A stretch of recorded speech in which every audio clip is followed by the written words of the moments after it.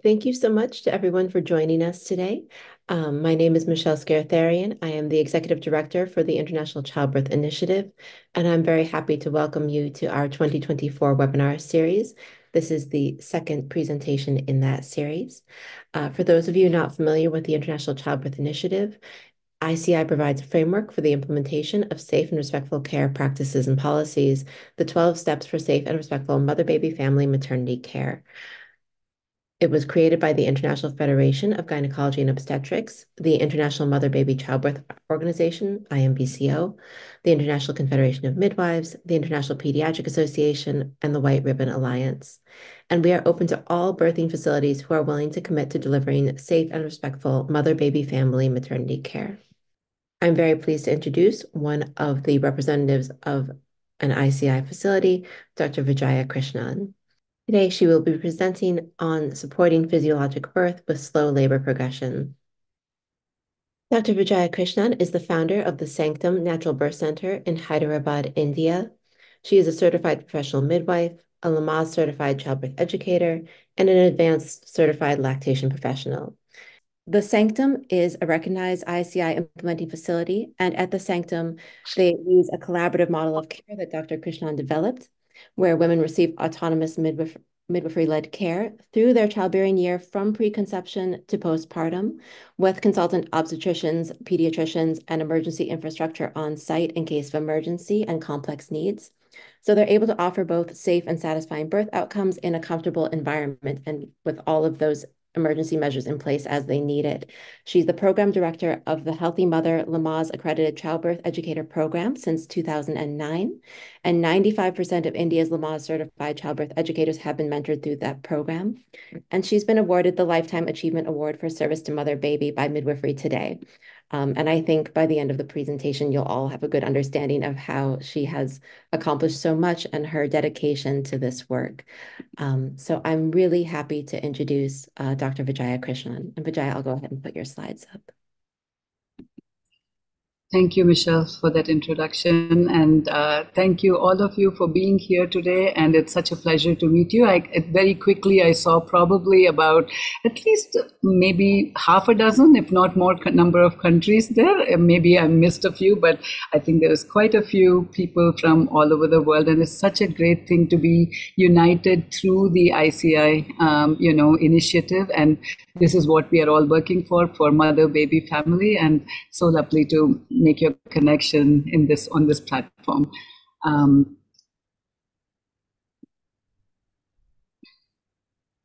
right. So shall I go ahead, Michelle?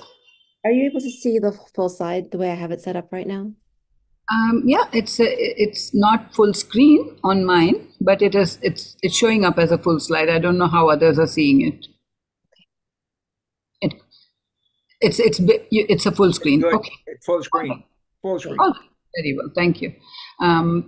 So today's topic is supporting physiologic labor with slow labor progression. And I think for most of you who work clinically, I think this is something we encounter probably a lot more now than we used to do many years ago. Part of it being our lifestyles, the amount of sitting most women do, the kind of environmental factors that we are in, and our pelvis was always meant to be mobile, and the way we sit most of the time, it all happens to be sitting like that. And I always keep this pelvis with me when we do antenatal checkups, because it's a great tool to show this is how you're sitting all the time, that with the tailbone tucked in. And it's great for the mom to sit like that, but it's oftentimes just not great for the baby to move through the pelvis.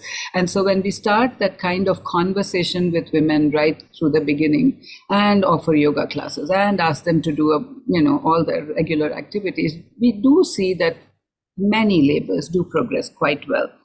And then, especially at Sanctum, we see a lot of VBACs, vaginal birth after previous cesareans. And that comes with its own unique set of challenges, which primarily, especially in India, where the protein intake might be a little bit lesser, general fitness levels may not be so good. Most of them who have undergone a cesarean end up not working with their abdominals and core muscles in the postpartum period, and we often see extraordinarily weak abdominal muscles, which then ends up adding to the problem and not keeping the uterus and the baby in a good position. So this is a great place to start with, and that there is a slow labor progression, which happens more often than not in today's circumstances. And just a little bit of, sort of giving an example of what is happening here. We have, as of today, in my district, in the state of Telangana, where we are located, has the highest cesarean section rate in the whole country, which is really kind of crazy. Last that we know of, the last statistic tell us that 79.6% of people have in private facilities have undergo a cesarean section. That includes both primary and repeat cesarean sections. In our district, which is, we have the latest statistics which tell us that 76% of primate mothers, first-time mothers, undergo a cesarean section. This is 2023-2024 statistics in private facilities. And private facilities and government facilities combined together, it's almost a 50% cesarean section rate. 65% actually land up in with both the private and the government facilities together. So we are working in a backdrop of a epidemic of cesarean sections. And if the first primary cesarean sections are so high, then the repeat cesarean sections are almost like at a 99% rate. Nobody gives the woman even a chance. That's just the way it is. Once a cesarean, always a cesarean. Plan your birth at 37 weeks to 38 weeks. They are not even allowed to go full term for whatever reason. So that's the backdrop that we work against over here. For us to be, especially those of the people who are from the ICI facilities in India, who are joining in, I would hope that later on some of them can share what their statistics are in their state, but this is what we are working on, and a lot of it lands up with the mother not being given enough time to labor, and that's where the supporting the physiologic birth comes in. Michelle, can we advance the slide? There it is. Okay. All right. So I'll go back one. Yeah. So what's the traditional understanding of progress? That was the Friedman's curve. All of us who are practicing know this. This was done years ago on a small number of women, and then that was taken as a standard. And everyone was told that once you get to 4 centimeters, you have to progress at 1 centimeter per hour, otherwise your labor is not progressing. Thankfully, we have come a little bit away from that, a little bit, not great, but at least a little bit. Today, what is considered as progress is a more prolonged version. 6 centimeters onwards is considered active labor. Still, most people believe that from 6 centimeters on, you should be progressing at 1 centimeter per hour. However, current RCOG recommendations do not necessarily follow the 1 centimeter rule. So thankful for that little bit of additional time that is being given to women. Even after 6 centimeters, 6 to 7, there is an amount of time that's given, 7 to 8. So again, if the mom and baby are well, finally we are all recognizing that leaving the mother alone to follow more of a physiological curve is probably helps them to go from point A to point B and complete the labor in a more physiological manner than intervening. Having said that, I think it's important for care providers to recognize where it is following the physiological curve and where it is deviating from the physiological curve. And that's when the measures that we take to help the slow labor progress really make a difference. It is not just, sometimes I feel what happens is when we say, for example, gentle cesarean, everybody jumps on and says, well, I'm going to give you a gentle cesarean section. And so it's not that every woman needs to be, exercised and worked on, and it's not a gym, it is only when it is needed that we need to learn to intervene. Sorry, I lost the control. All right. So here is a whole lexicon of causative factors. CPD is the first one. If you want to keep clicking, actually go ahead and click on, I can talk through it. That'll be easier because then we can have all of them on the same page. All right. So the most common reason, and again, I can talk about country specific, people start to get an internal exam starting week 37. Your baby is high, it's not coming down, it's already a CPD. before the mom even goes into labor. So it's very, very rare to have a true cephalopelvic disproportion, unless there has been some kind of factors, either like severely uncontrolled gestational diabetes, polyhydramnios, baby not going inside the pelvis for whatever reason. Very, very, very rare in my the last 16 years that we have had CPDs. We have had literally, I can count on fingers of one hand, 3 CPDs over 1,600 births, which I can clearly say was a CPD, where if that mom came back to me and said, I want to try again, I would say, sure, try, but let's not over try, because we have tried everything on earth and the pelvis moves. We all know this, pelvis has the relaxin hormones. When the mom moves in labor, the pelvis really sort of moves to get the baby into the pelvis. The baby does its own rotations. So it's a mom-baby dyad. And when we just look at the pelvis as a static pelvis and a static baby and pronounce it as CPD, we are actually doing so much disservice. And once it is labeled as a CPD, is she going to get another chance to try for a vaginal birth? Probably not. So understanding who you're labeling, we see this very often. Every now and then, women coming for a VBAC will be told CPD, and it's not true. And they go on to go ahead and have a good VBAC after that.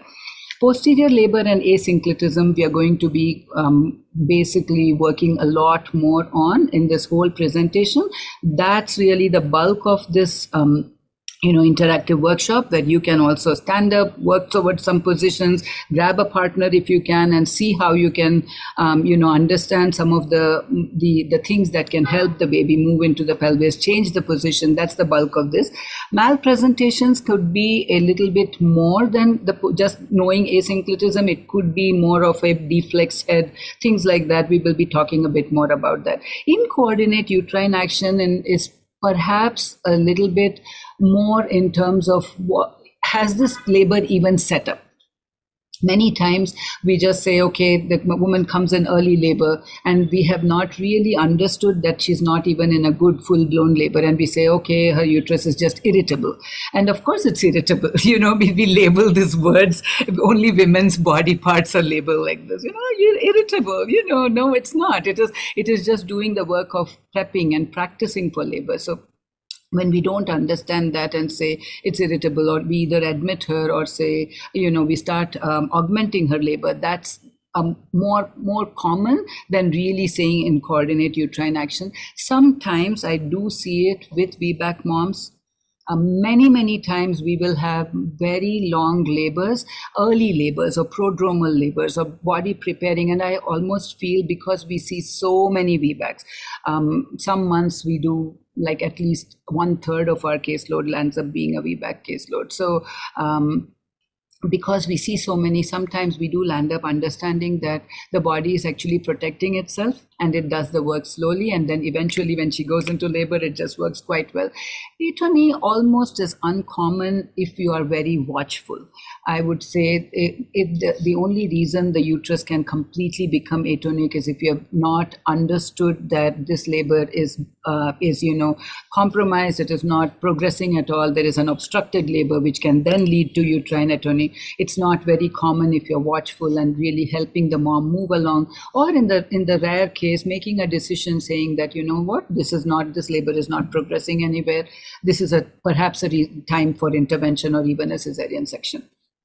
Cervical dystocia, very, very often we will see that. Again, it's one of those cases where I have seen very few of true cervical dystocia.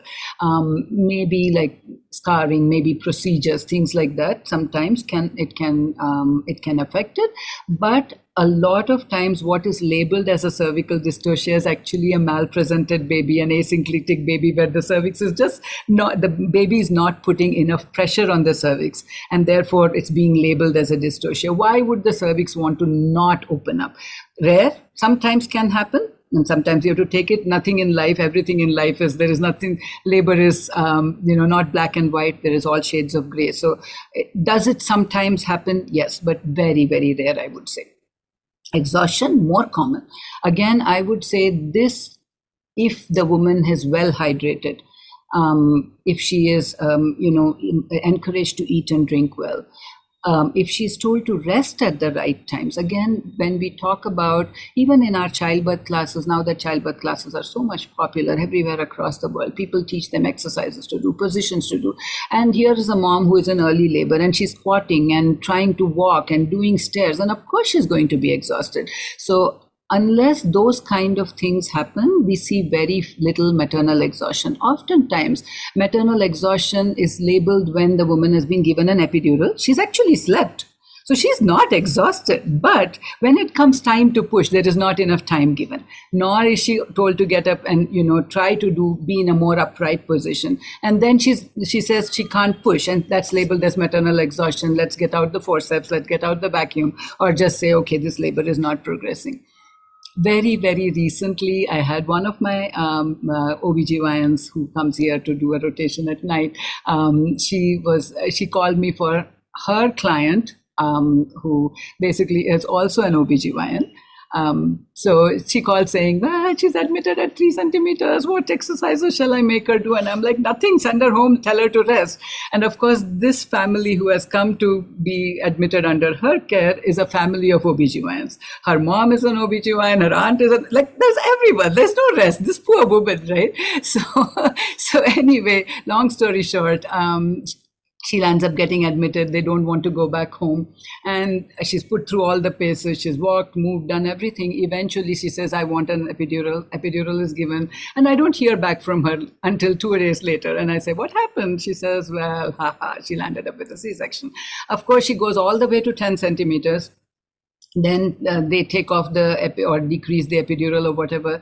And then she can't push, and they labeled it as exhaustion, and it is not exhaustion. It is just ineffective at that time. Mom's not well prepared. They have so much fear going on. I always say this, that truly very few times the labor will not progress. Most of the times it's either biomechanics or fear. And if we can correct the biomechanics and if we can remove the fear, generally labors will progress. The body that made the baby wants to bring it out, knows to bring it out, but also wants to bring it out. It does not want to be in labor for long periods of time. So that's that on exhaustion. Adhesions sometimes can happen, but relatively uncommon is what I would say. I want to do the next one. I'll go ahead and try. Okay, before that, I think there is one slide before this, isn't it? No, it's not. Okay. Well, it came one slide before, doesn't matter. So this actually, there is oftentimes, let's do this. Let's go ahead and do that, and then we'll come back to this. Okay, the next one? Next one, yeah. So I'll go to that. So face presentation, we know that these are the hardest ones, obviously, right? You can go ahead and put all of them up. Yeah, that's it. So face presentation and brow presentation, these are the hardest ones. We have had a few brow presentations. We had one face presentation, truly face, in the last 16 years, and the mom landed up having a baby. There was one which happened more recently, maybe over the last 6 to 9 months, second time mom, and had a face presentation. But what do we have to know about this? And for most of you, this might already be, redundant information. But if the baby is in a face presentation, and if there is still scope for rotation, the baby is posterior and face presentation, we can still do things. It will still be a hard labor, but we can still do things to rotate this baby and bring the baby down. If this baby is already spine forward, and this is how the baby is in face presentation, there is nowhere for this baby to go. This is one of those times where you would have to say, this is it, we are going in for a C-section, because there is no component of rotation involved. So understanding where the spine is and where the baby is, the one that had a vaginal birth years ago, the baby, we still had scope to rotate the baby. It took about 18 hours of laboring, stopping to get this baby to eventually come. This one, very quick labor, the one that we had to go for a section about 6 to 7 months ago, very quick labor. One of my other OBs was there. She first thought that it was, okay, she's 2-3 centimeters. She thought it was the vertex. Later on, and eventually she dilates to 10 really quickly, starts to push. and nothing is happening. I am at home, and I eventually said, okay, I'm going to get up. I call her and say, why is nothing happening? She's a second time mom. Water bag broken. What's going on? And come to check. It's a phase that's coming. So that baby had nowhere to go, and it's good to understand which labor will progress and which labor will not progress. Hypoglycemia, I think, again, in the current scenario, it is, except for the facilities which absolutely restrict eating and drinking, I think it shouldn't be a factor to advance labor progress. Compound nuchal arm almost often happens with an asynclitic presentation, so we will talk about that in a minute. But this tight nuchal cord, there is so much, I don't know about people in other countries, but here, nuchal cord at the end of pregnancy is one of the reasons why they will take people up for a C-section, straight off. Cord around the neck. Now we have cord near the neck. The one that I saw maybe about a few weeks ago was cord on somewhere on near the face. I mean, it will be somewhere. The cord has to be somewhere near the baby, so it makes no sense that we are worried about the cord. And for those of you who know, if it's a tight cord, what's going to happen? If anyone wants to talk about it, we could do that. You could write it in the chat box. I can check. If there is a tight cord, what is usually the kind of presentation that you would see, especially in pushing?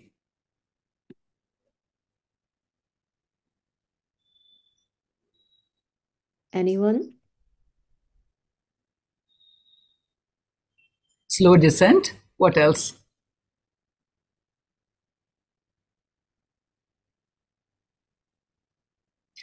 So once would you see variable decelerations? Excellent. So you would see those decelerations, sometimes short of rotation, but even if the rotation is there, it would be a really, really slow descent. Sometimes you would see the decels, but it would come back up. That's the beauty of the cord, right? The heartbeats usually come right back up after the contraction is done, and doesn't cause the baby any harm at all. The other thing that you would see with a tight cord, once the baby comes into the perineum, literally one push later the baby would be out, because the baby is not, it's not like the placenta is staying there and the cord is just lengthening. Everything is coming down with the baby. So literally it just it lands up, once it comes into the perineum, 2-3 pushes later the baby will be born. And psychological factors, we'll be talking a lot about this at the end. This to me is again one of those elephants in the room that we don't necessarily talk about, but how much of it is fear, not having the right environment, not having the support. I think next week Deborah and Dr. Andrew are going to be doing a presentation on positions and all those things, and I'm pretty sure they'll be addressing that. But I just feel like that's the big thing that you see, where the woman's not supported, not given information, and just left there. And so many women have birth trauma because of that. We have to talk about that. That not only does not allow the labor to progress, not only lands up with an unnecessary cesarean, but leaves them with a birth trauma all their life. So something that we should be looking at. And fear in the labor room, we know what that does to labor. So this is it, what to do or not to do. This is the question, right? Because what was the ancient wisdom when women were being attended by other women at home? There was rest, there was balance. We were giving time for the baby to rotate and descend, lots and lots and lots of patience, quiet, watchful monitoring when we didn't have all the machines that go ping, So anyone who has not watched the Monty Python show, The Machine That Goes Ping, should go watch it on YouTube. It's so many years later, it's still so representative of the system that we are in, right? So there was quiet, watchful monitoring, and there was food, water, love, care, surrounded by other women. And then in between was these factors where there were remedies, whether it was homeopathics, whether it was herbs, whether, we had the midwife in early labors tell the woman, take a little bit of, a beer or malt to just get yourself to relax a little bit. They knew how to reposition the baby. Rebozo, Neoli talks so much about how to use a rebozo. Traditionally, they would use things like a piece of cloth to reposition the baby. Spinning babies, which is more recent, but really has the science to how to help the baby to move, rotate and descend, walking and other positions. So a lot of it we'll be talking about. And then, of course, the last one is Michelle, do you want to forward it? I don't have control. After doing all of that, if a medical intervention is needed, perfectly fine. I think it's great to have interventions. It's not that none of us, we are all working for the woman.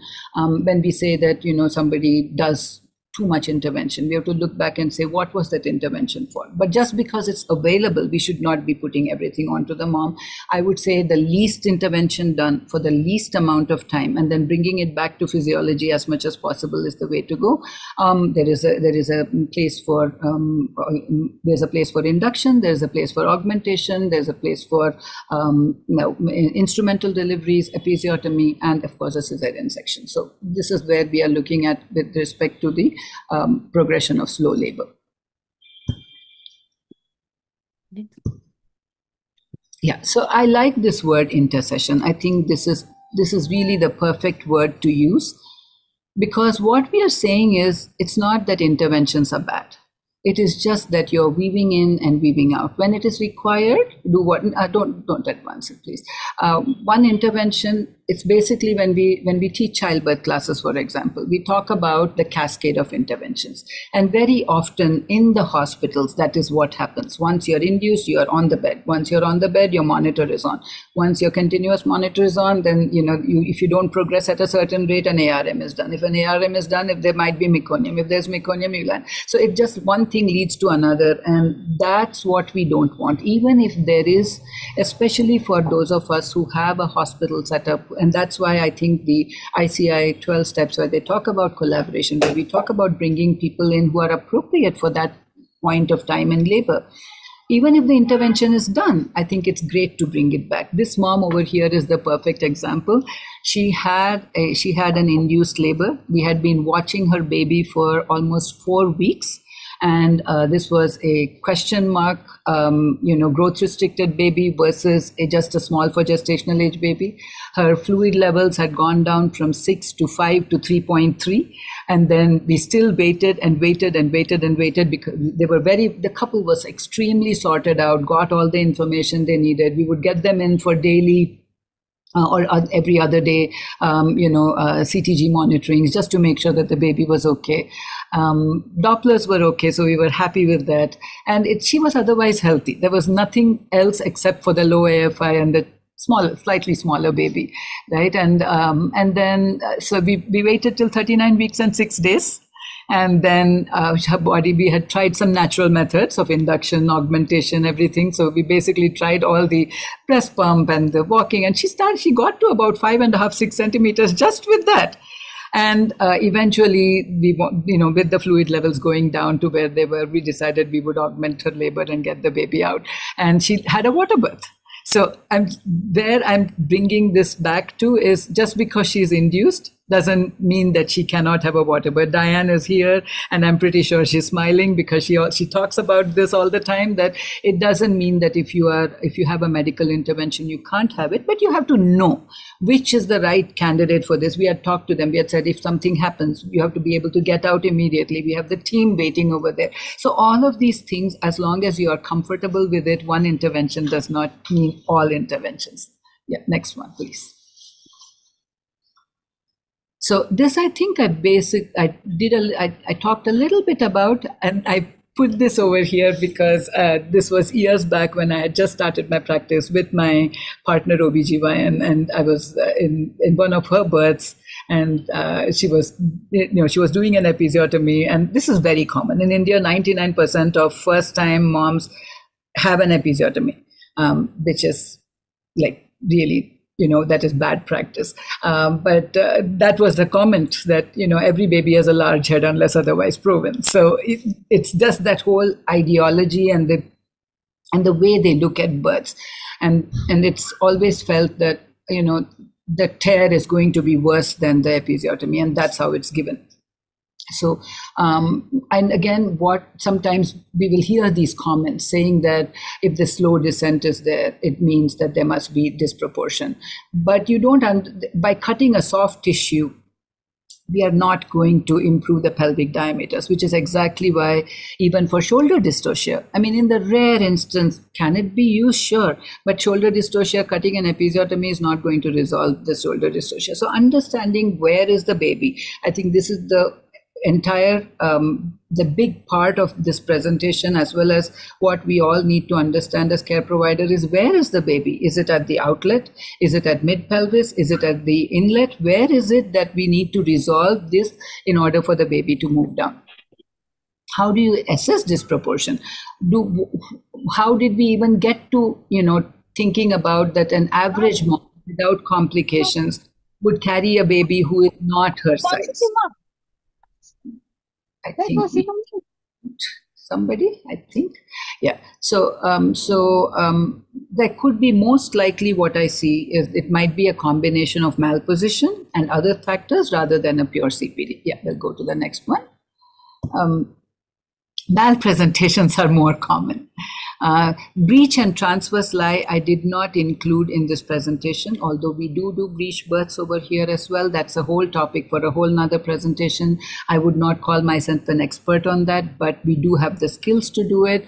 Transverse lie, obviously, we would not be attempting a normal delivery. But this is a frankly posterior baby coming sunny side up, and you can see that the head, slightly deflex as well as OP, and that's the caput that baby came with. And of course, then the asynclitic posterior brow military we just briefly touched about in the face presentation. These are your malpresentations. Okay. Did we skip something, or did I skip something? I think. Okay. Yeah. Okay, this picture again, you can see that one was straight up. This is on the caput. The caput is on one side, and that's asynclitism is when the baby is sort of coming like that, mostly very often along with a nuchal arm, very long prodromal labor, though that is common to both posterior and asynclitic babies. Asynclitic babies will have this slow progressing labor from the very beginning, very long prodromal labor. OP babies very often tend to be start, stop, start, stop, start, stop, whereas this will just keep going, but it will not be going at a rate where you would feel comfortable with and you would want to assess. And sometimes these moms will come into the center.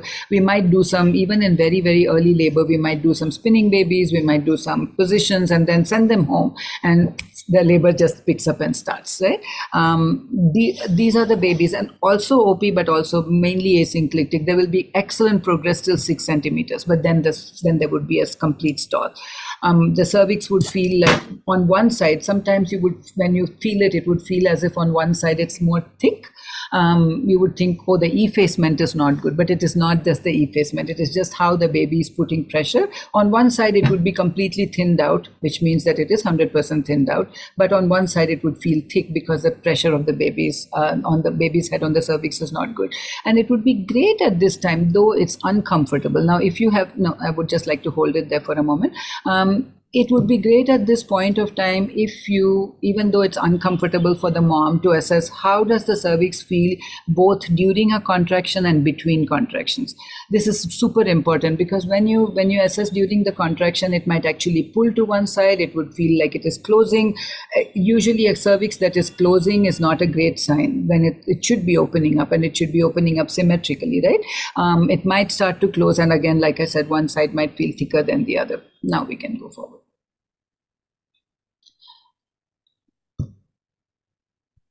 So what are some of the positions? So this we can start and do. I think we can go ahead and, if you want to, I'll just talk through this, and then maybe we can have you all on your videos on, and we can see you doing this. So basically there is the spinning babies, and I'll work with you through that. Then there is pancake flip, which I'll also talk about. We'll talk. What you're seeing here is the wide swinging walk, or the elephant walk. Then there is duck walking with a little bit of an anterior hip swing, and then there are the side lunges. So I am just going to make myself a quick note. Can you give me a pen? And then we will go ahead and practice each one of these positions.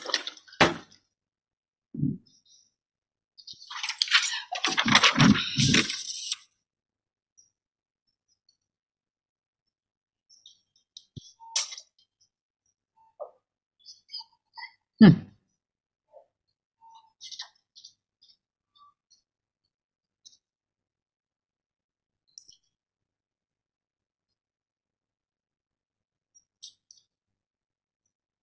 Okay, so if you want, you can go ahead and bring them all back on, and we can start the. Okay. Okay. Do you want people to unmute if they have a question as we're doing this? Yeah, I mean, we can do that. Like one person at a time would be great, or they can put up a hand. That would be great. Then we can unmute them. That would be perfect, I think. I'll take the slides down so we can see you better. Yeah, yeah. I'm just waiting for reinforcement so they can hold up my laptop while I kind of work around. Just 2 quick minutes.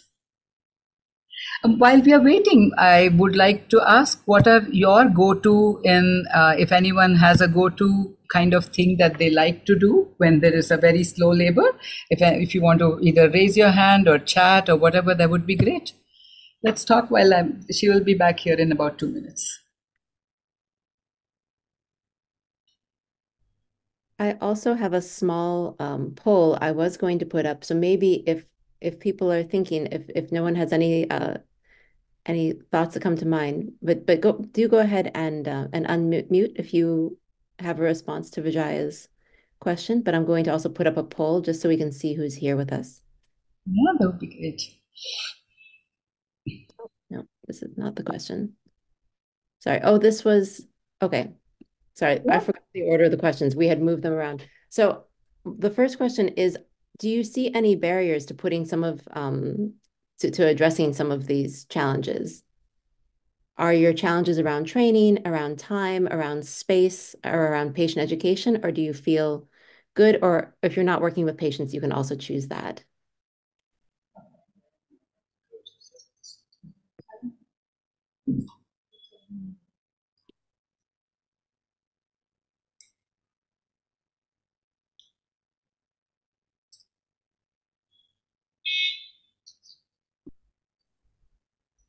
Oh, and there's a question.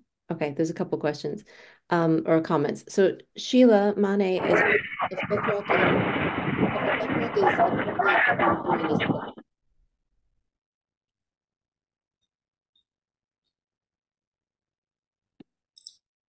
Yeah, this is great. I love the polls that you get back this in immediate instant time. What a great idea, Michelle. Oh, for sure. So did you hear Sheila's question? Or No, I did not. she's asking if duck walk is equivalent to squatting. So what duck walk does is, and you'll see it in a minute, it is squatting, but we are actually moving as well, along with being in that squat position, which essentially opens up only the outlet diameter. Here, when we are doing the duck walk, we are also sort of navigating through the mid pelvis as well. So it moves, and we try to do it along with a nice anterior swing, so that it's sort of like walking, but now in a more open position. So it works through both the mid pelvis and with the outlet both. Okay, so I'm going to go ahead and end this poll. I use water, but not always a bath. Sometimes just a shower. Absolutely. Diane says that she uses water. Water is like incredibly beautiful. I think we underestimate how good a good relaxation is when compared to just doing all the work. Yeah, I think so. A lot of more training for the team. We need more time with each patient. I think this is the truth. Patient education barriers. 24% had no barriers. That was great. Great. And 51%, so the majority is the slight majority is more training. So this is perfect because that's what we're doing today. So when we are doing spinning babies, I think again, most likely next week, Deborah will be leading you through all of that. There is a 9%. So 4 people who responded did say they feel like they don't have enough space for movement or position. So maybe we can talk about that towards the end. Yes, that would be great. Would you remind me, Michelle? We'll talk about that as well. Absolutely.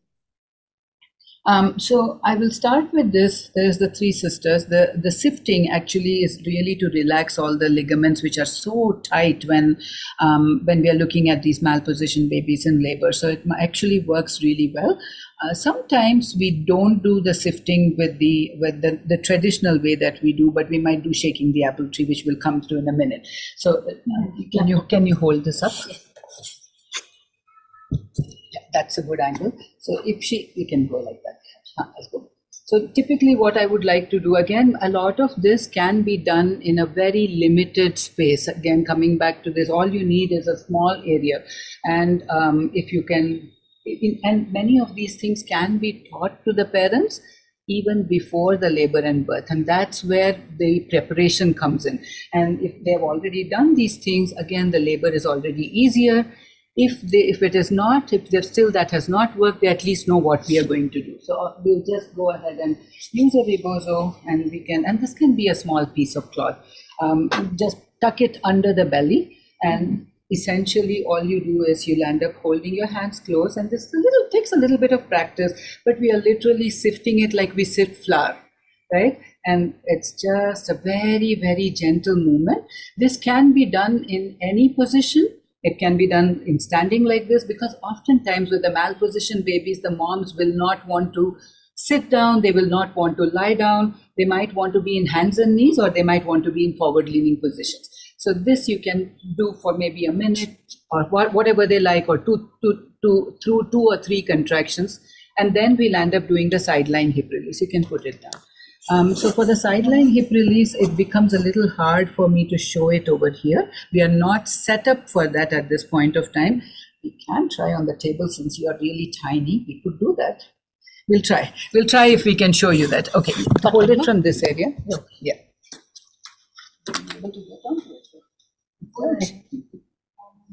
So again, this is on the Spinning Babies website. There is a lot of information. And again, there are Spinning Babies training programs that are available. So for those of you who want to take those training programs, it's great. Spinning Babies also has a parent component. So even if you did not want to be able to do that, you could always direct them to the website, and you could ask the parents to go and, it's a small fee or whatever they can. And there are daily activities. So some of those are free videos. A lot of them are easily accessible. Some of them, there is a small payment to it, but the parents can follow it as well, right? I always read Spinning Babies. Yeah, that's great. Okay, you go ahead and lie down. Either sit, so you're lying facing them. That's it. Yeah, head that side. And then lie down on your left side. Lie down on your left side. Both तरफ face करो, sideline numbers. So that's it. So come closer to this part over here, a little bit closer. Okay, so this leg essentially, I'm going to get you a pillow so you can put something under your head. If you want, you can go slightly back over there. That's it. So this is actually on the bed. Again, this can be done as a daily activity anytime after week 28, 30, as long as there are no restrictions for the mom. She could do this, but in labor, it becomes super helpful to help the, what happens when there is malpositions, everything becomes tight. It is the tension, the pain that's so incredible, tightens everything, and this actually allows the body to, the ligaments to actually sort of lengthen and allows for better mobility of the pelvis. So what we would normally do is we would tuck a pillow under her belly. Kiran doesn't have a belly here.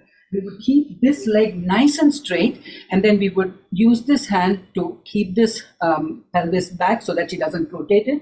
And then we would lift this leg up about 45 degrees and drop it down. So this is your sideline hip release. And what you do, it requires a lot of strength. It's good to be, lifting weights, but I'm just saying, so if it's a larger woman, it becomes slightly harder, but you essentially hold this. And this, we actually work through 3 contractions on each side. So you would keep the mom here. You could also ask her to put her hand up. You could give her a little bit of distraction over here. Anybody who wants to practice along, please feel free. You can keep your videos on, but this is what we do. And we keep this right here through the contraction, 45 seconds, 60 seconds, whatever it might take. As soon as it's done, we bring it back. Now, for some people, they're okay to leave it hanging. That is gives additional, sort of that stretchability. But for most people, we would help them bring it back, get them to rest, ask them to close their eyes. Remember, the in between the contractions is equally important. If you're working only with contraction, contraction, contraction, and no relaxation, it's not going to go anywhere. So we would do this and then flip them to the opposite side and work with the other side as well. So that's your sideline hip release. This is the only one where I need the table. And Kiran is like, am I going to fall off? Kiran. And then the last one in this triad, you can keep the books back here. Idhar leke aa jao. Okay. Bring it over here. This one you can actually bring it forward. Yeah. Give me 1 second. This becomes a little. It's okay. Leave it. Achha. I can come here for a minute and then we'll. So the last one in this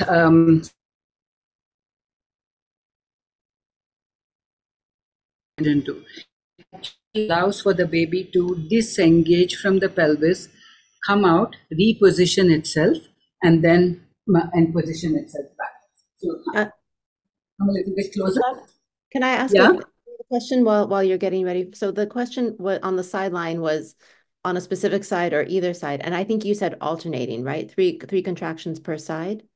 So contractions on each side, and generally it is better because this is a part where we are balancing. So there is element of relaxation, an element of balancing, and then the last one is where you are actually allowing for the baby to move out before it moves back in a better position. So when you're talking about balancing, it has to be done on both sides. And very often in these labors, you will find that one side feels so much more tighter. You will find that the mom complains of so much more pain when she's on one side as compared to the opposite side, because that's the side that the baby is not wanting to move. The other side feels much more easier, and you will find that as it moves along. But yes, both sides. And usually we finish 3. It's not alternate, but we finish 3 on one side, and then we finish 3 on the other side. When it comes to exaggerated side lying, that's the one where you can decide which side you want the mom on, depending on where the baby is. And we will talk more about that in a minute. So forward leaning inversion, and we have some video of that as well a little later.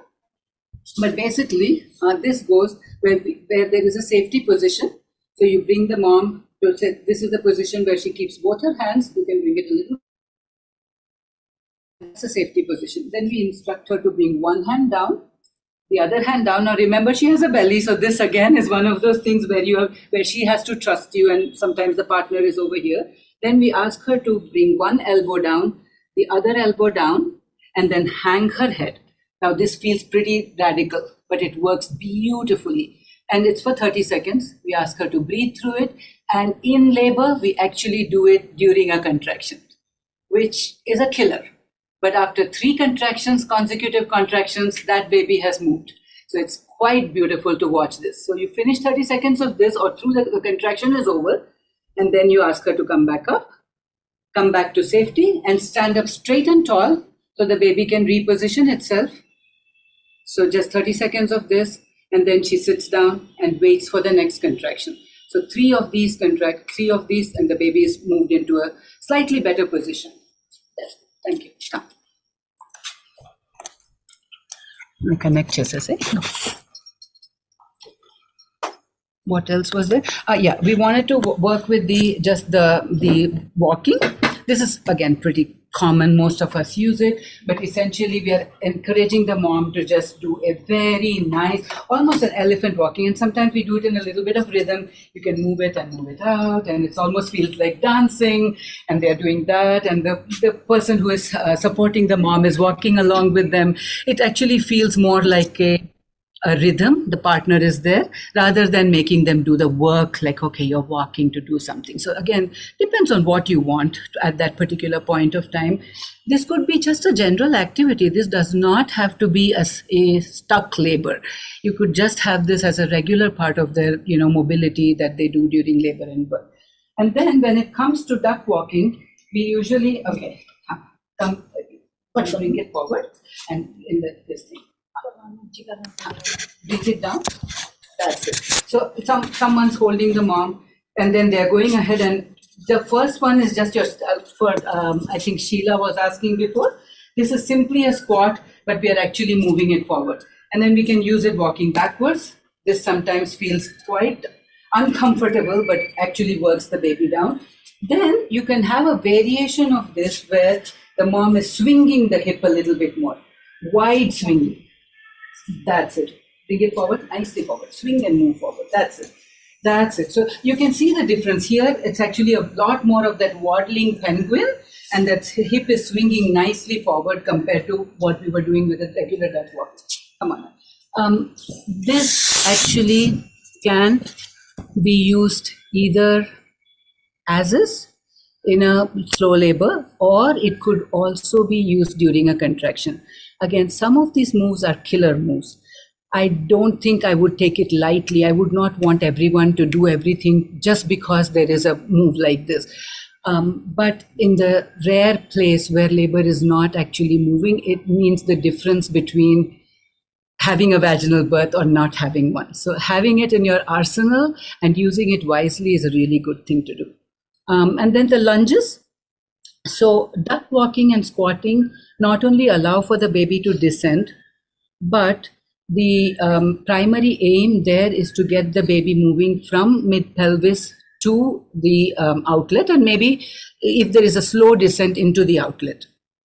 But if you're looking at primarily through mid-pelvis, if there is asynclitism, what works is really asymmetrical positions. So asymmetrical positions could be something as simple as hold it. Yeah, you can come here. Now, I'm imagining that on it. Just stand up on it. Right. So just doing this, hold me and stand up. Hold me and stand up. Stand up on one leg. It could be simply just from one leg out of your hip. Just swing it forward and back. So this we teach both during the antenatal checkups, as well as in the yoga class, as well as we can use it during labor and birth. Show it on that side. It will be easier for them to watch. So one leg is out. No, just swing it. Swing it. That's it. Move more to this side. Yeah. And let this leg swing. So what this is doing is actually loosening up the psoas. We always talk about the posterior, all the ligaments in the back. The side-lying hip release does a great thing for that, but it does nothing to the psoas. So letting the mom swing her legs like this actually allows for the psoas to completely relax. There is a lengthening of this side, and not the, whenever there is asynclitism, one of the other common things you will see is back pain, but not just the back pain. They will have flank pain. One side or the other is killing them. And this works great to mobilize the area and then eventually, do the other things like lunges. Lunges are pretty easy to do. We can just show them the lunge on a chair or something like that. We can just show them the lunge.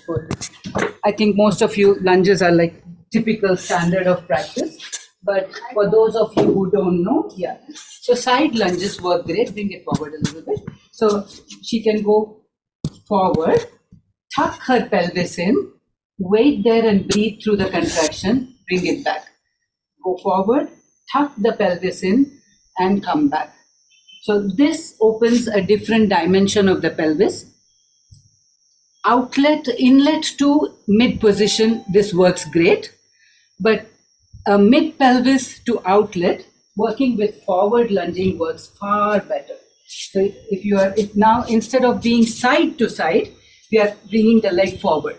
Just a simple change in position, but that goes forward, tuck in, tuck out. Now, if she can't do the tuck in, tuck out, because sometimes women just don't have the pelvic mobility, no matter what yoga they have done, then they can simply do this as well.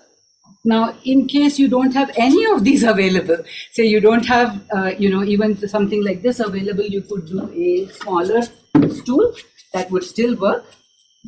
And then she could still do the same thing. Move it forward, move it back. This is also very similar to end of the pregnancy when we tell women to do curb walking. Walking on a footpath, one leg up, one leg down. Walking on the stairs, one leg up, one leg down. All of those things work really well to get the baby out from the mid-pelvis into more of the outlet area. Any questions or anything that comes up to your mind, or any of the practices that you may be using for when the baby is in the mid pelvis and not descending. Oftentimes the inlet, most of the times the baby has come into. It is from the inlet to mid pelvis or mid pelvis to outlet that becomes the problem. Hi, can I ask something, Vijaya? Yeah, sure. Very nice demonstration.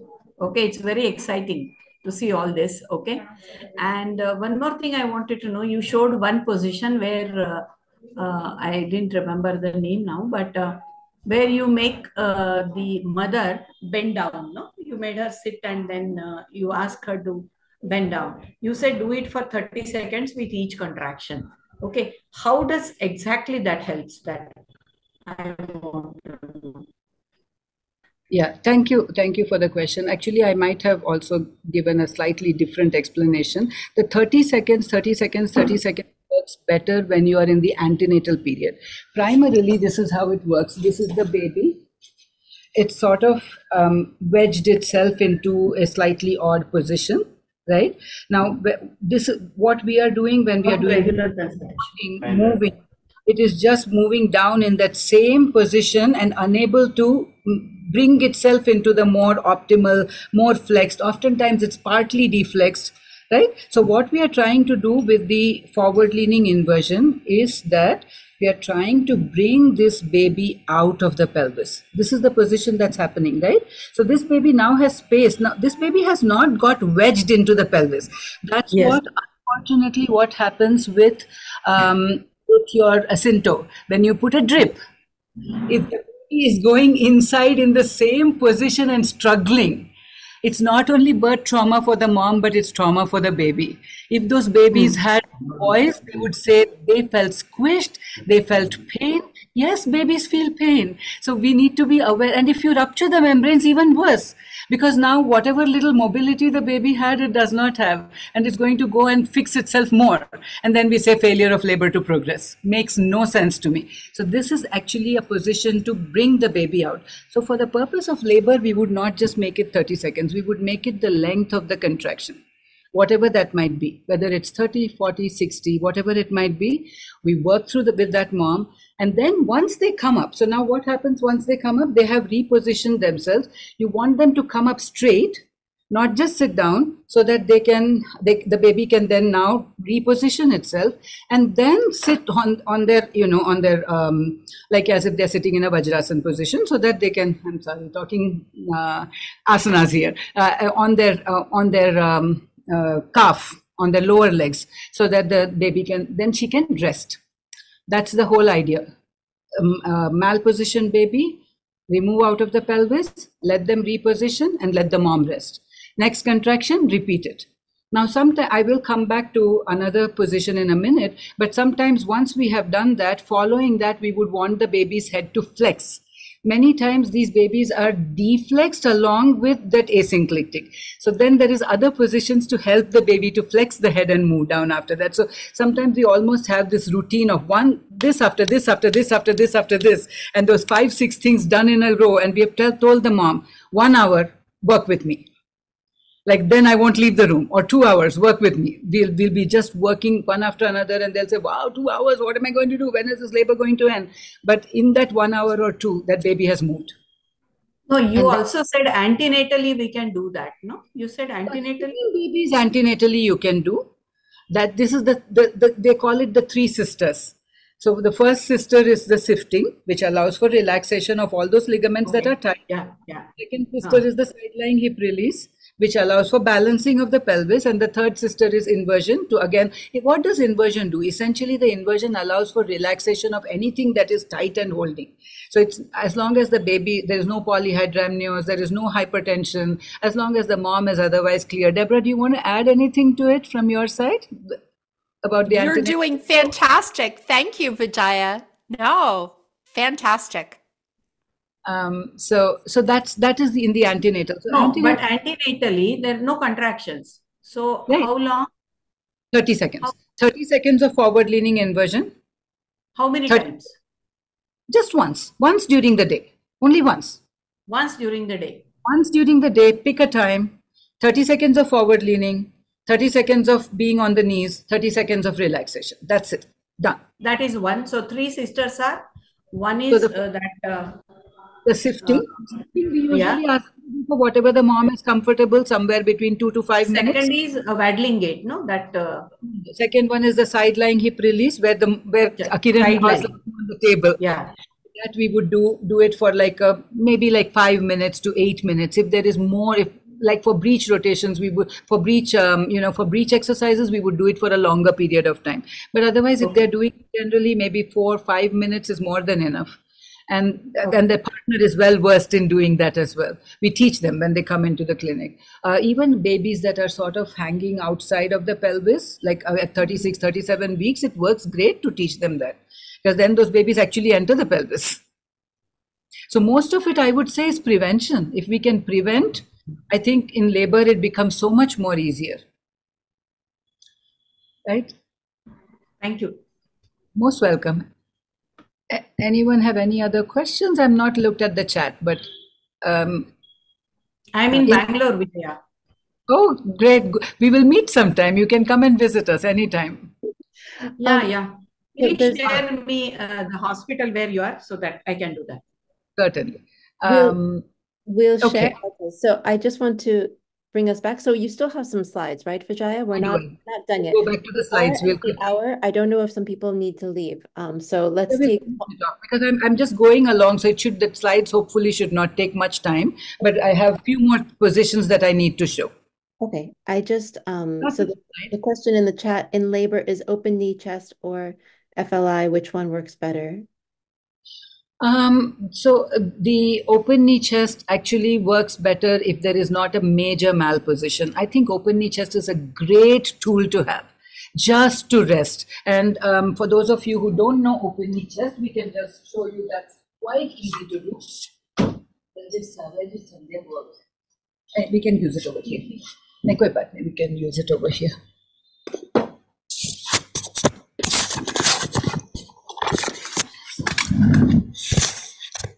Yeah, that's good.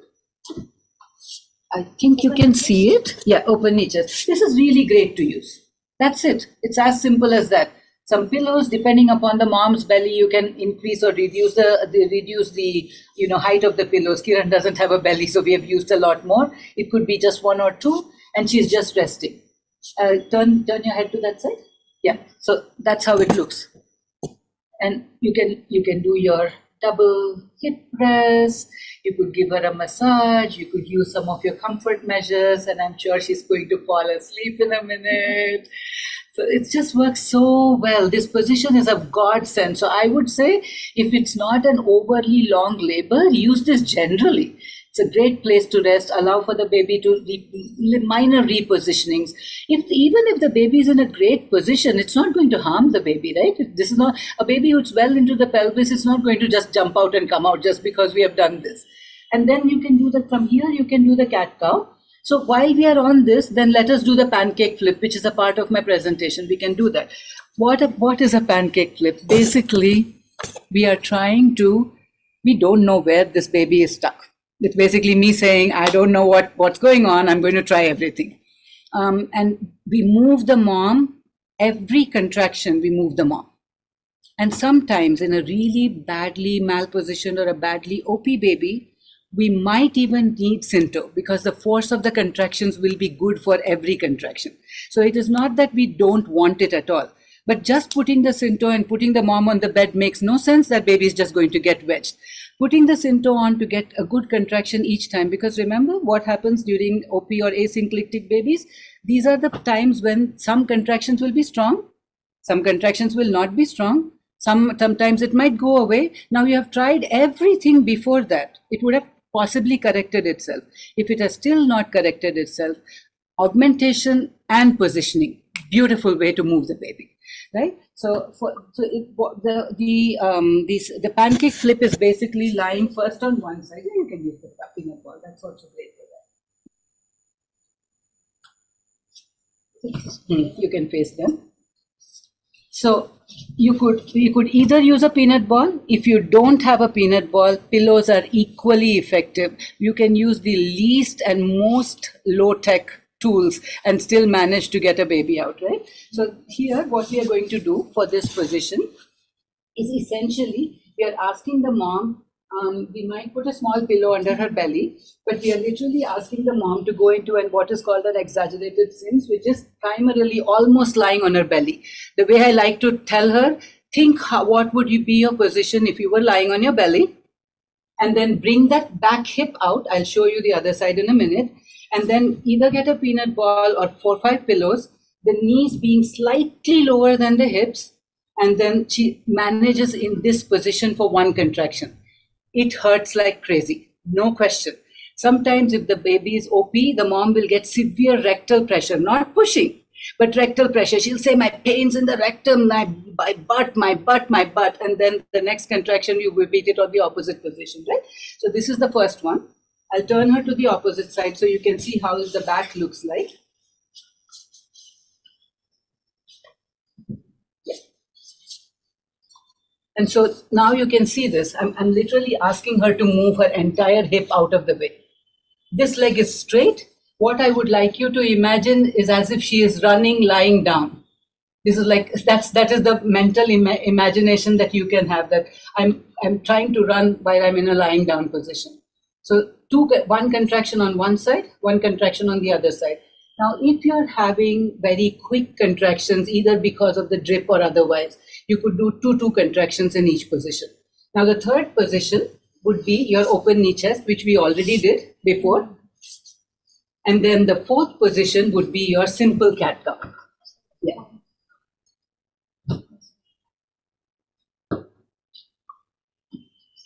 Yeah, so this would be your simple cat cow position with pillows. If you go back into this or on this like this, it becomes really hard during a contraction.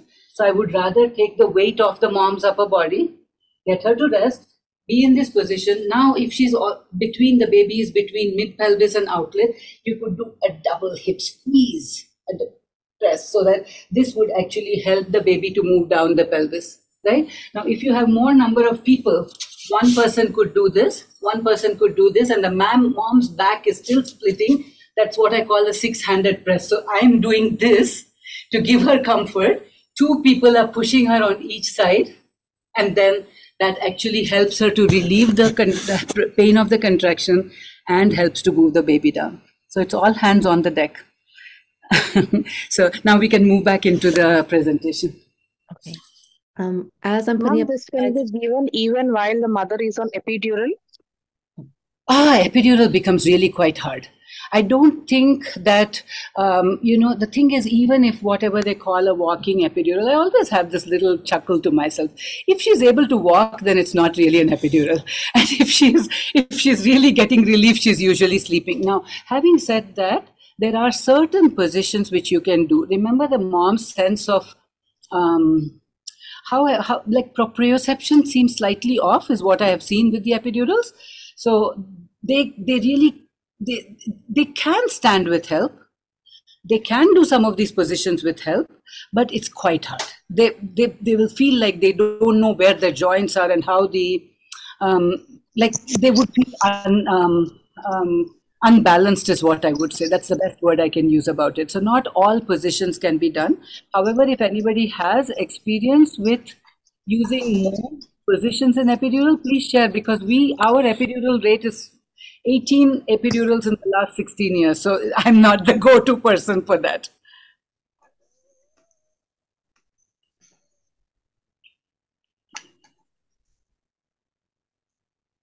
Daniela, you want to share something?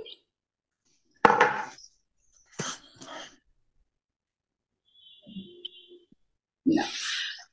All right. So I think that's where I come at it from, that epidurals, it becomes quite tough. You could do some positions. You could do the side-to-side turning. I think that works quite well. That positioning doesn't do any harm. I think you can go on your hands and knees for some periods of time, but it becomes quite hard. Remember, with the epidural, there is also literally more number of things attached to you. There is one side, your arm is attached, there's a BP cuff going in, there is fluids going in on one side, there is the CTG, there is the fetal monitoring going in on one side. So it literally, you are attached to so many things. To quickly move in and out of position becomes quite hard. But however, I would say this, that you could potentially be in one of those exaggerated positions for a half hour. That would work really great. Mom is getting her rest, which is ideally the important thing that happens during an epidural. Her pelvis is still open. The peanut ball can be used, and she could literally rest in that position. That could work really well, I would say. So we have talked about this. We will go on to the next one. Oh, yes. I just want, because I know some people are heading out, I just want to put up two more quick polls before we lose people. Is that okay? Just to see also, oh wait, let me see. So we did this one already. Oh goodness, too many things going.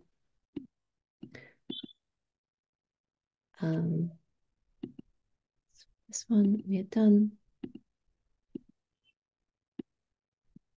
We had shared these results, I think. I just wanted to get to see who was here with us, and I don't know if I can. Oh, I think it's not letting me advance. Okay, never mind. This poll, that would be really good. Okay. Michelle, the second, if you scroll down, what your background is does show up. I'm sorry? It does show us the breakdown of doulas and midwives and OBs. Oh, it did? Well, if you scroll down on the survey. Let me see. Oh, did people respond already to that? Yep. Oh, I didn't see the question had come up. Okay. Sorry, it's my first time using it with two questions. Okay. So if I share that, you can see it? Can you?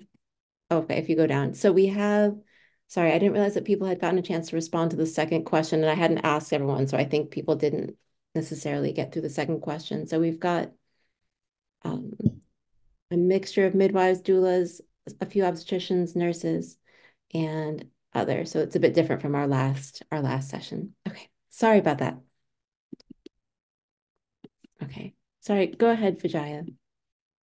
Yeah, very quickly, I'll try and wrap it up so that if there are any other questions, we can answer that. So I think we have done this. Yeah, we talked about curb walking and stairs. This is, I think this video, I don't know if it's, I guess it's not playing in here. Is it playing for you? Can you play it? I don't know that I can actually. I'm very sorry. Let me. Because on my slide it plays. Let me get back. Can I, if you, do you want to go ahead and share yours? I could do that. I think it makes the most sense. Just let me do that. Absolutely.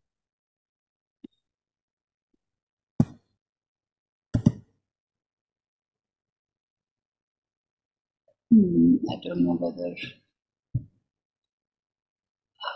I knew I had kept it open. Hold on for 1 second. No worries.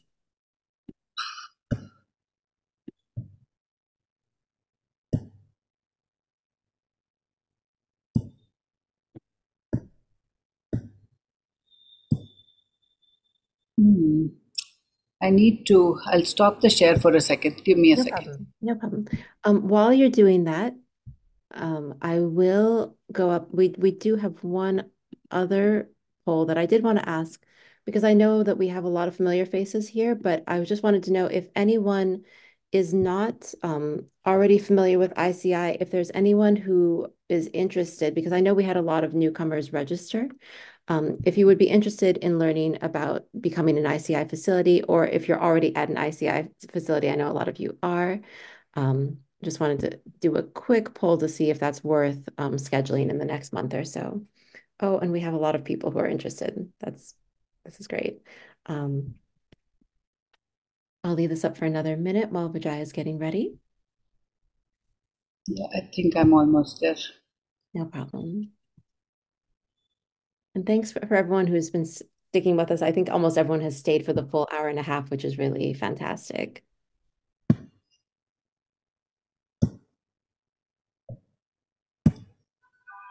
Okay, I'm just going to go ahead and share the results. So we have a lot of people who would be interested. So we will schedule that, and I'll send an email out because we're planning to do these webinars. Normally, we're doing them every other week. We are doing 2 weeks in a row just due to some scheduling. So that next week will be Andre and Deborah presenting on positions for labor and birth. So on one of those other weeks, we will go ahead and schedule for those who are interested in learning more about ICI in general. And thank you to the ICI sites and partners that are here with us today. Okay, go ahead, Vijaya. Thank you. Yeah, not a problem. Okay, now where do I do this? Okay, there we go. I'm in full.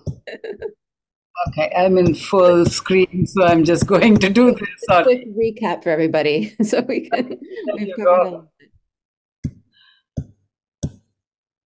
Okay, I'm going to see if this will play. Yeah, so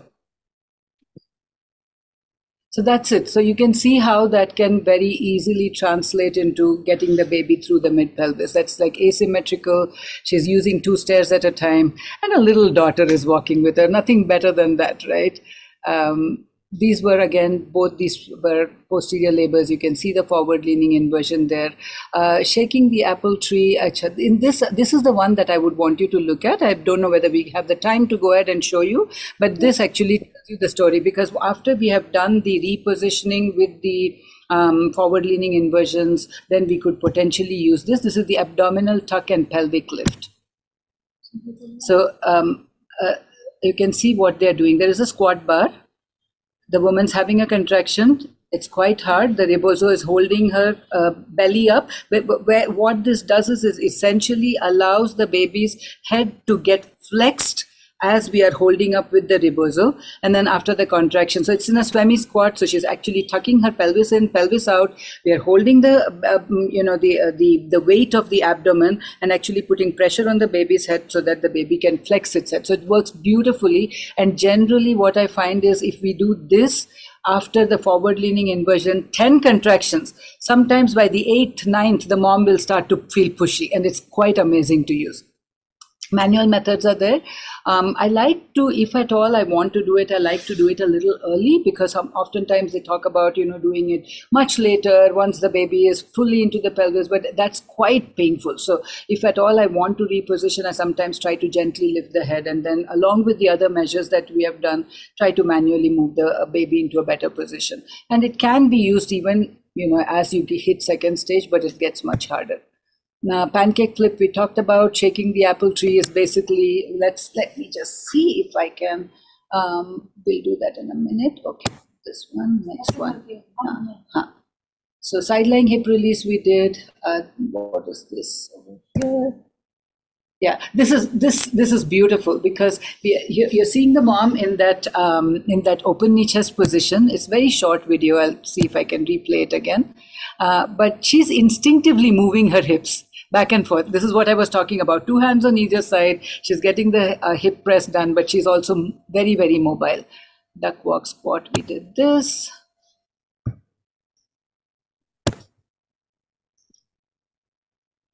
And then, yeah, this is the one for the sifting that I was talking about. You could use your hands.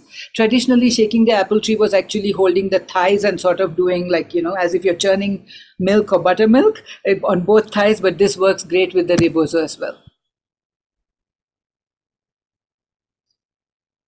And the idea is shake the apples off the apple tree. Get the baby in and out. She's doing it already. I have a nice video of Sandhya doing it. Birth balls are great.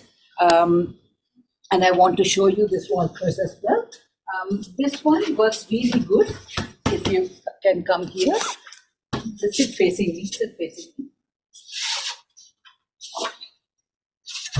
So oftentimes during the contraction, we'll just have her with like little forward. And if a partner is there, the partner can be behind her. And then what I will end up doing is the contraction happens and I quickly move her. So like through the contraction, move her in concentric circles and then relax in between the contractions. Next contraction, move it on the opposite side. It works really well. And again, the knees being slightly lower than the hips works nicely.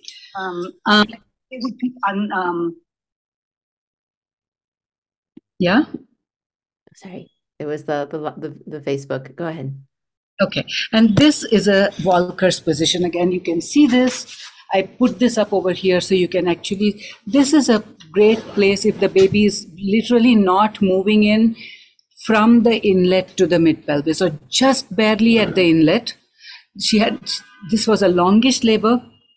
It would feel like the baby would move down, not moving down. So what you can see with this is, instead of getting the mom into, like, opening up the pelvis in other manner, if you are getting basically the thigh has to be well supported, and then you move you're moving the thighs, you're not moving actually, you're sort of holding the thighs down and you're creating this angle over here. You can see this angle, right? So this is literally opening up the pelvis in a different angle and letting the baby down. And again, I would do this during 3 contractions, which is really hard, but works like a charm when it's needed. We don't use it often, but when it is used, it is beautiful.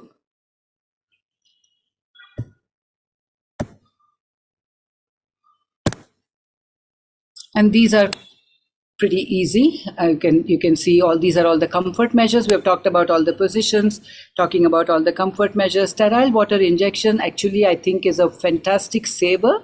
It's literally, it works like an epidural without an epidural, and its effect lasts for anywhere between 45 minutes to an hour, hour and a half, maybe even up to 2 hours. When you give the injection, you have to tell the mom it's a sterile water. Basically, it's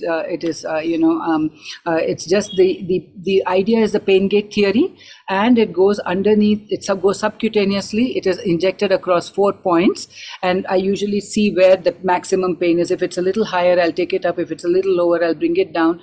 And you have to warn them that when it's going in, it feels like bee sting, and then we put a cold pack on it. Within 3 contractions, the back pain is gone. And then you work with the positions. Now, when the back pain is gone, you can either help them to relax for some time, which is super useful. But once that is done, then you would help them with all the positions to move the baby into a better position. Then, of course, to intervene or not, augmentations, totin injections, epidural, instrument delivery. And these are our statistics. Epidural, we have had 18 out of 1,600 births. I can literally remember which ones they were. Most of them worked. 3 of them didn't. It landed up with a C-section, but that's for the moms who really needed it.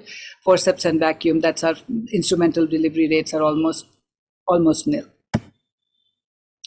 So this is why what I wanted to talk about, that why do we talk about the emotional aspects of this? Lack of continuity of care, no antenatal education, lots of fear. I always feel when we are counseling, especially to the parent, and we all have this issue of, the medical sort of system with us feeling like we are always responsible, but it has always got to be a shared responsibility, and how you talk to them in the antenatal period makes all the difference, preparing them and then letting them. I could, by the tone of my voice, change an outcome, isn't it? I would be able to say perhaps that, do you want it? Or I could say, do you really want it? And just by my tone of my voice and injecting the word really, I would have induced fear. So I think when we can remove the fear, we can have good education. Family pressures, these are real. And I think in India, I always tell this story where the mom was laboring, and all of a sudden the labor completely stops. The baby is in a good position, nothing much is going on.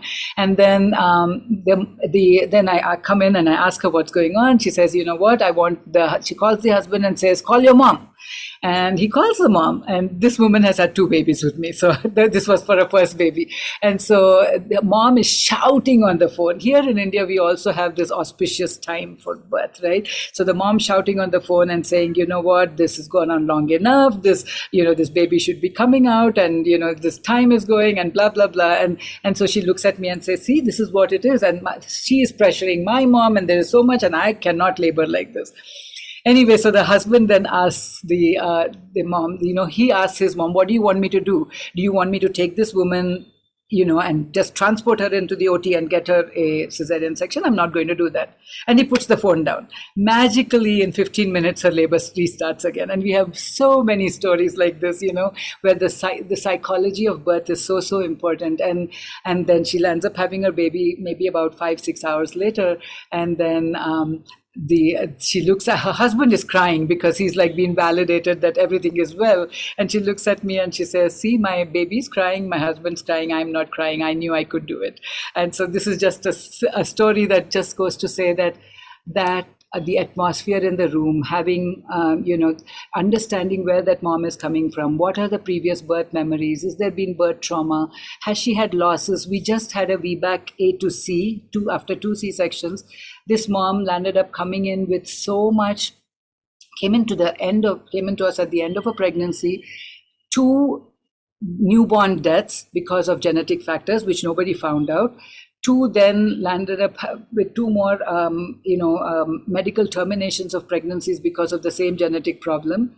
Landed up, this is her 5th pregnancy, 2 cesarean sections done, 2 MTPs done, and so calm. We said, you know what, we can't promise you anything, but we can try. And she landed up having her baby because she said, when she came in, she said, we are at the stage of acceptance. We are okay with whatever happens, but very few people come with that. They might come with inherent traumas, and they're carrying over of the tensions from that. And if the labor has stalled at a particular point in the previous labor, the labor will stall again at that same point. So understanding all of that and being able to work with that is the midwife's role, to just keep the room in that space where we are all with her. We can't work for her, but we are all encouraging her. Sexual abuse, obviously. And this again goes back to doing unnecessary internal exams. And most women will say that the pain of the internal exam was more than the pain of actually giving birth to the baby and the previous time. Ineffective observer. We do not want observers in the birth room. We don't want a partner who is on his phone or her phone. You want somebody who is literally with the mom and with her. And this is where doulas come in. And I think professional doulas are amazing. And I think if anyone can say that I am a doula in the room, as long as they understand what is going on and the mom feels comfortable with them, right? So I think having a person with good labor support is worth its weight in gold. Humor in labor, music, visualization, telling her stories, reminding her about why she is doing this. And oftentimes we have to train staff even to, because it becomes like a routine for them, to go in and say, you know what, I am so-and-so, just doing that little thing, I am so-and-so, I'm going to be with you. And we are going to do it together. Just takes her back into why she's doing it today. She's going to have her baby soon. Today is your baby's birthday. Oftentimes I'll go joke and say, either today or tomorrow is going to be your baby's birthday. And you'll get a big smile. And, all her, if she's having anxiety, that'll go away. Sometimes there are tears of relief. Just sitting quietly so she feels your constant presence. Moms in labor, I'll find sometimes they'll just open like half an eye and they'll just they'll see if you're around or not. And just being there with her, keeping your hand on her hand or her body just tells her that somebody is with you. She feels safe. And when she feels safe, you all know the hormones of labor, it progresses. And that's what we need to kind of work on, rather than people walking in and walking out, checking dilations, being on time, checking the heartbeat, but no one's really with her. What's the point of that labor? That labor is not going to progress. And picking out signs of mismatched expectations and acting on it, even despite all the work that we do. Sometimes women come into labor saying, oh my God, I didn't think it was going to be like that. Okay, what did you think it was going to be like? Okay, what can we do about it? Because if there is that emotional mismatch, the labor is again not going to progress. So finally, is it then failure to progress or failure to wait? A failure for us to understand and help with her fears of biomechanics or medicalization? This is the $1 million question, right? And that's it.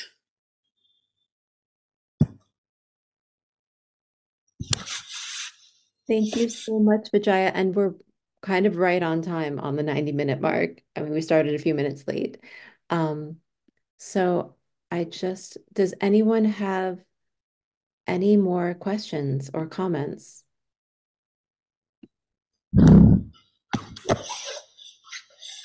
Ma'am, the forward-leaning inversion works only best with the breech babies or even with the OP babies, ma'am? even with the OP babies, 100%. Anything which really you want to move the baby out of the pelvis and back in, it works quite well. You can't go wrong with it. Ma'am, with each contractions when we are giving these movements, how would we know like what is the position of the baby? Like we can't repeatedly do the PVs and check what is the position of the baby or what is the station. So how do we know like whether that particular position which we are giving to our client is working or not? I think the tincture of time tells us the story. Why, again, come back to that question as to why you are asking her to do the positions, isn't it? If your labor is progressing well, you may need very, very little. That's what I want to keep re-emphasizing. These are not things that you would want to do all the time, right? Let her be. Give her time. Give her your emotional energy. If not the physical energy, your emotional energy. Your heart and hands are the ones that are working in that room. Sometimes, even as care providers, we have to keep our brains out. We have to also understand and think that this is a hard process. This is a body doing the work, trusting the process. So to come back to your question, I would say that if after you, and remember, most of these positions in the stall labor, if you do it, it can't go wrong. It's still, even if you choose one over the other, say instead of forward leaning inversion, you have used the rebozo abdominal tuck, is it going to go wrong? No. At the most, what it is going to do is maybe it's not effective. You find another position, come back to the forward leaning a little bit later, right? So there is no prescription that, and I guess what I would say is, as a care provider, as you work more and more and more, your eyes and ears will start to figure out how you need to do what. Your hands might figure out a few things. For example, if I put my hand on the woman's spine, I might feel a bump or I might not. I might see the way she carries herself in labor. I might see her tilting more to one side than to the other, and that might tell me that she needs a rebalancing. If I have tried 5-6 different things and it's not working, I might think, do I want to go back to point A? I might also think, let me not do anything and just give her comfort, the hydrotherapy, putting her in the water tub, giving her a bath, giving her showers, giving her something to eat. Sometimes the contractions are ineffective because the woman has not eaten, right? So you, instead of just trying to work her, you give her something to eat and you say, okay, we are not going to do anything. I'm just going to hold your hand. Come, let's just go for a walk. Can we go outside? We are in a facility where we don't have a lot of, there are trees around, but there's not like a park or a walking space. But we can still send them downstairs and say, go get yourself a cup of coffee and come. What's going to happen? It's like, I think when people enter a facility, they think they are prisoners.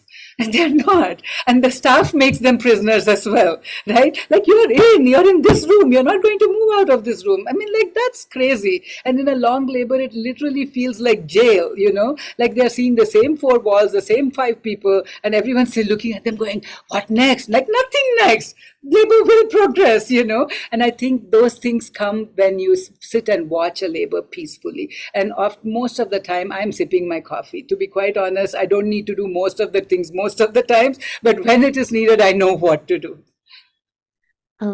Yes, Pooja Mishra has her hand up. Very quickly, a huge thank you to all of you. Thank you to Vijaya ma'am for organizing this. I think it's been an enlightening session. But I had a quick question. I don't know if Vijaya ma'am remembers me. I'm associated, very briefly, but I'm associated with Sanctum. I am already doing these exercises, a lot of them that you showed antenatally. So is that fine? Sorry? I will get your video on if you can. I'll see your face and I'll remember you. I am in a very miserable condition. Go ahead, tell me. Yeah. So I wanted to ask if these exercises are okay to be done antenatally, since I'm a couple of weeks away from delivery still, but I'm trying my best. So I am doing a lot of duck walking, not a lot, but basically just adding that to my everyday routine. So I am duck walking, I am holding the child's pose, I'm doing cat cow. And so far, all my checkups have been fine and everything's been okay. So I wanted to ask, is it okay to continue with those exercises even though I'm far away from labor. Since you mentioned that it's not, these exercises are very, they're potent exercises and they need to be taken care of, and everything is needed. That's what I would say. I would say as a mom, do what your body feels is comfortable. That's the first rule of thumb. You don't want to put your body through a ringer as if you're preparing to go to war. You're not at war with yourself. You're at peace with yourself. Do the things that feel comfortable. Lot of resting, lot of trying to move. Move in different ways. I mean, you don't need to do all the positions. What about slow dancing with your partner, right? What about some music on? What about just going for a walk in nature? Those things move the baby in a better way and help your hormones rather than being hyper vigilant. Do I need to do this exercise? Do I need to do that? No, it's not about that. But can the spinning babies help? Certainly. As a daily activity, will it help? Absolutely. Will pelvic tilts help? Absolutely. Will being on the birth ball help? Absolutely.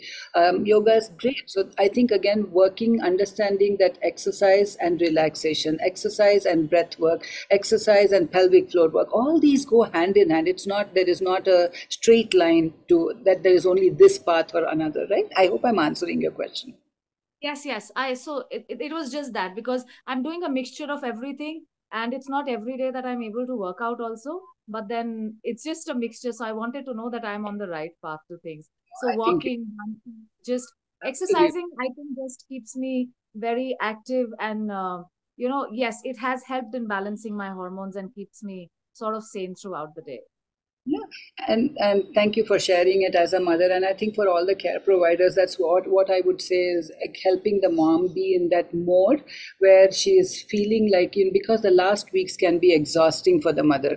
There's so much pressure on her, care provider, so much pressure from family. When you're having a baby, everyone's ready as if it's like, boom, we have to get this baby out. The 36 weeks have gone by, but then the last 2 weeks or 3 weeks becomes extraordinarily hard. So getting her to be in her zone.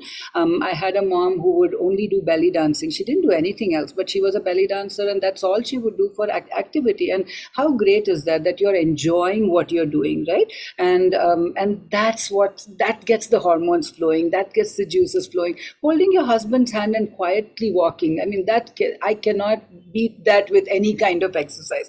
Now, if the care provider as a care provider, if I feel that there is a malposition already, then I would ask them to do specific things. But otherwise, I would say do your regular stuff.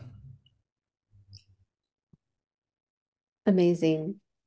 Oh, okay. So we're going to take one last question, and then we will close. You can go ahead. Vinuta. Hi, Dr. Vijaya. It's a wonderful session. I really enjoyed it. I'm Dr. Vinuta from Astrika Midwifery Center, Bangalore. In the last month, we had 3 cases in a row whom we operated because of non-progress of labor. So when this topic came up, we were all desperately waiting for this. And thank you very much. And I just had one question for you. Non-progress of labor at 6 centimeters, we would give Cinto. Okay, No, not necessarily. I would say not necessarily. I would say that 6 centimeter mark literally becomes the place where you decide, is this labor progressing on its own or not? Because that until then, even the worst malposition baby with the force of the contraction, somehow the cervix will dilate. After that, it needs good pressure. So at that point, if for hours, if it is not doing anything, because somewhere along the line, again, without the PVs, you would want to see her, getting into that zone, getting more sleepy, moving along. And if she's not doing it, it's a good place to ask, what else can we do? And I would not touch augmentation without first trying the positions. That's the whole idea about all this. So all these positions are basically before the Syntocin trial. Most of the time, yes. And then if you've still tried it and still it's not working, then I think along with this augmentation to do it would make sense to me. Okay. So according to WHO labor care guide, when she's 6 centimeters, you roughly wait for 5 hours. Yeah. So initially 1 or 2 hours we can use for the exercise and things. Yeah. And then give us a trial of Cinto. I would say that, first of all, the whole idea to me that we are already thinking that we are going to try things does not do well for our own heart and mind. Okay. We have to be in that mode that this baby is coming. What else can I do? Rather than saying, I am trying out, I will try 2 hours. If not 2 hours, then I'll try out another 3. If not that, then so that I think that whole mindset has to go. That's where I feel. So we should not keep that statistics of time. We just have to allow this slow labor to just progress. But then Right. what is the cut? Sorry? But what is the cutoff? Like to tell, okay, this is not going to progress. We have to like take her up for C-section. So one thing is like either the increasing in caput or the molding, which we consider. And you have something to say with No, molding? bye to Diane. Diane and I have known each other for a very long time, so I just said bye to her. No, Vijay, can I add something about the labor care guide specifically, actually? Yes. Because I think something important to think about is that I think the labor care guide also really has a stress on shared decision making. So it has to be, really about having those, as Vijaya is talking about, like a lot of it has to do with emotion. So you have to consider that a component of using the labor care guide is the shared decision making, and to talk, so it's not that you're making this hard and fast rule for yourself. And I think that's also what Vijaya is saying. Yes, definitely. We follow the shared decision making. It is not only the obstetrician or the midwife. It is basically mother and her partner deciding things. But according to my observation, all these problems are more so in induced labor and rupture of membranes. So as long as they're coming in spontaneous labor and like progressing, it is quite easy. But this induced labors are the one like which we really face a lot of problem. Yep, I agree. I think induced labors, neither the body is ready nor the baby is ready. That is why the statistics tell us that somewhere between 50 to 80% sometimes of induced labors land up with unnecessary interventions and sometimes cesarean section. So I think we have to go back and ask ourselves, why induce? That's the question to ask, right? So I think if for our people, I have at any given point of time no more than max 10% induction rate, max, like in a really year where there are more of the higher risk or complex needs cases. But generally we don't induce at all unless and until like someone's like gone beyond like 41 weeks and 3 days, 4 days, 5 days, something like that, we might start. And again, as a midwife, I think we have Vijaya, more. have you handled only low risk patients? Only low risk, no high risk here? Right. So let me answer. High-risk patients? Yeah, I'll answer the question, Sheila, as well. Have you handled high-risk patients here or only low risk? So what we do is generally we do have, I think there's a lot of background noise.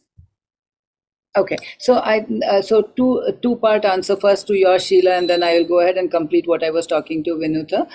So we do, because we have a collaborative model of care, we are equipped to handle the slightly more complex needs patients. I wouldn't call them extremely high risk. I wouldn't, if there is somebody who has had multiple things, it's a very early preterm labor, 28 weeks, 30 weeks, 32 weeks, or if there is severe polyhydramnios, very severe hypertension, which is leading towards eclampsia, things like that, I think they belong in a high-risk facility.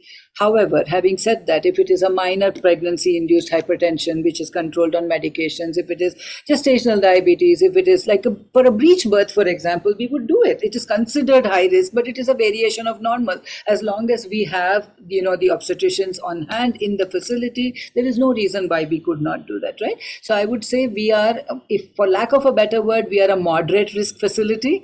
I would say generally we do tend to have a low risk population, but sometimes if some of them land up getting into slightly more complex needs, we are able to take care of it. Very high risk, we would send them, to another facility, obviously.